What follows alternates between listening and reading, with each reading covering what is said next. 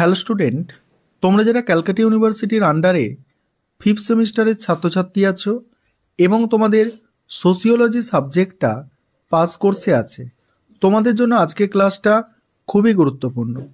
আজকে ক্লাসে তোমাদের ডিএসসি A1 পেপারের 2 নম্বরের প্রশ্ন উত্তর নিয়ে আলোচনা করব, অর্থাৎ প্রিভিয়াস ইয়ার্সের প্রশ্নপত্রের সমাধান নিয়ে আলোচনা করব। দেখো, প্রথমে 2022 সালের প্রশ্নপত্রের সমাধান দেখে নাও। আর তোমাদের বলে রাখি যে এই প্রিভিয়াস ইয়ার্সের প্রশ্নপত্র কিন্তু তোমাদের জন্য খুবই গুরুত্বপূর্ণ, কারণ এখান থেকে তোমরা কমন অবশ্যই পাবে। 2022 সালের প্রশ্নপত্রটা দেখো, যেগুলো আমি অ্যান্সার করে দিয়েছি। এখানে প্রথম প্রশ্ন, পবিত্রের সংজ্ঞা দাও। দেখো, পবিত্র হলো সেই বস্তু, স্থান বা ধারণা যা মানুষের সাধারণ বা দৈনন্দিন জীবনের বাইরে এক বিশেষ মর্যাদায় অধিষ্ঠিত এবং একটি ধর্মীয় ও আধ্যাত্মিকভাবে মূল্যবান হিসাবে বিবেচিত। তারপর পরের প্রশ্ন কি আছে, দেখো পরের প্রশ্ন আছে ধর্মীয় বৈচিত্র্য কি? ধর্মীয় বৈচিত্র্য বলতে বিভিন্ন ধর্মীয় বিশ্বাস, আচার অনুষ্ঠান এবং রীতিনীতির মধ্যে পার্থক্য বোঝায়। এটি সমাজের বিভিন্ন ধর্মীয় গোষ্ঠীর সহাবস্থান এবং তাদের নিজস্ব পরিচয়কে নির্দেশ করে। পরের প্রশ্ন আছে দুর্খেইমের ধর্মের ওপর রচিত গ্রন্থটির নাম কি? অ্যান্সার দেখো, the elementary forms of religious life. Next আছে দেখো, বৌদ্ধ ধর্মের দুটি বৈশিষ্ট্য উল্লেখ করো। এক হচ্ছে অহিংসার নীতি, জীবের প্রতি সহিংসতা বর্জন, আর মধ্যম মার্গ, চরম সুখ বা দুঃখ এড়িয়ে মধ্যম পন্থা অবলম্বন। তারপরে দেখো পরের প্রশ্ন, ধর্মের দুটি কার্যকারিতা উল্লেখ করো। 1 নম্বর হচ্ছে সামাজিক সংহতি বৃদ্ধি, ধর্ম মানুষকে একত্রে বেঁধে রাখে। আর 2 নম্বর হচ্ছে দেখো নৈতিক নির্দেশনা, এটি সমাজের ন্যায় অন্যায়ের ধারণা প্রতিষ্ঠা করে। পরের প্রশ্ন, ধর্ম জনগণের আফিন, এই উক্তিটি কার? এটা কার্ল মার্কসের উক্তি। নেক্সট প্রশ্ন আছে দেখো, পুরাকথা বা মিথ কি? পুরাকথা বা মিথ হলো প্রাচীন কাহিনী যা সমাজের ধর্ম, সংস্কৃতি এবং আচার অনুষ্ঠানের উৎপত্তি ও অর্থ ব্যাখ্যা করে। এটি সাধারণত পৌরাণিক চরিত্র ও দেবতাদের ঘিরে গড়ে ওঠে। এবারে 2021 সালের প্রশ্নপত্রের সমাধানটা তোমরা দেখো। 2021 সালের প্রশ্নপত্রের সমাধান।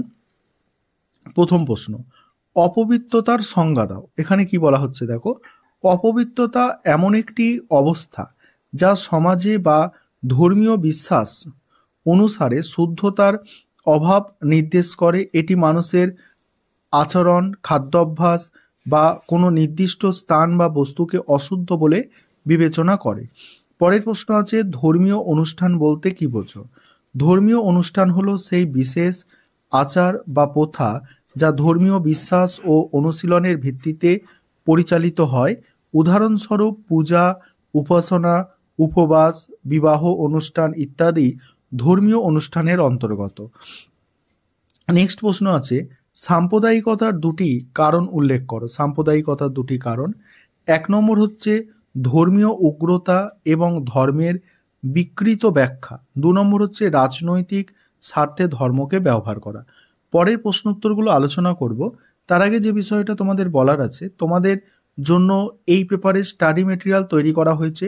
তোমরা যদি কেউ স্টাডি মেটেরিয়াল পারচেস করতে চাও, নিচে যে নম্বরটা দেখতে পাচ্ছ এই নম্বরে যোগাযোগ করে স্টাডি মেটেরিয়াল পারচেস করতে পারো। পরের প্রশ্ন আছে বৌদ্ধ ধর্মের প্রবর্তক কে? বৌদ্ধ ধর্মের প্রবর্তক হচ্ছে গৌতম বুদ্ধ। নেক্সট হচ্ছে ধর্মীয় মৌলবাদ কি দেখে নাও। ধর্মীয় মৌলবাদ হলো এমন একটি মতবাদ যা নির্দিষ্ট ধর্মীয় শিক্ষার কঠোর অনুশাসনের বিশ্বাস করে এবং আধুনিক বা বৈজ্ঞানিক দৃষ্টিভঙ্গিকে প্রত্যাখ্যান করে। নেক্সট আছে দেখো হিন্দু ধর্মের দুটি বৈশিষ্ট্য। একটা হচ্ছে বহুত্ববাদ, হিন্দু ধর্ম বহু দেবদেবীর উপাসনায় সমর্থন করে। 2 নম্বর হচ্ছে বর্ণ ব্যবস্থা, সমাজকে 4টি প্রধান বর্ণে ভাগ করা হয়, ব্রাহ্মণ, ক্ষত্রিয়, বৈশ্য আর শূদ্র। পরের প্রশ্ন, ধর্মনিরপেক্ষতার দুটি বৈশিষ্ট্য উল্লেখ করো। 1 নম্বর হচ্ছে রাষ্ট্র কোনো নির্দিষ্ট ধর্মকে সমর্থন বা বিরোধিতা করবে না। 2 নম্বর হচ্ছে সব ধর্মের প্রতি সমান সম্মান ও সমান অধিকার বজায় রাখা।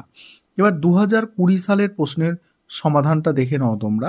2020 সালের প্রশ্নের সমাধানে প্রথম প্রশ্ন হচ্ছে ধর্মের সংজ্ঞা দাও। এটা আর পড়ছি না, তোমরা দেখো। আর এই ধর্মের সংজ্ঞা দাও দেখো, এটা 2020 সালে পড়েছে।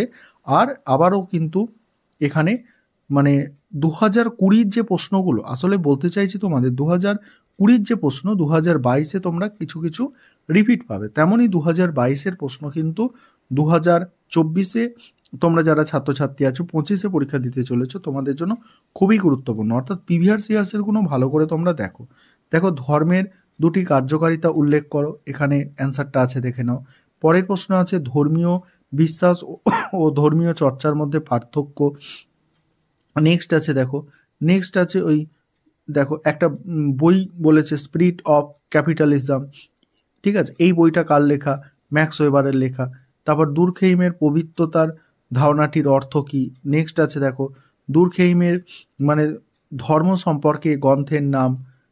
এই প্রশ্নটাও দেখেছো তোমরা, মানে 2022-এ এসছে।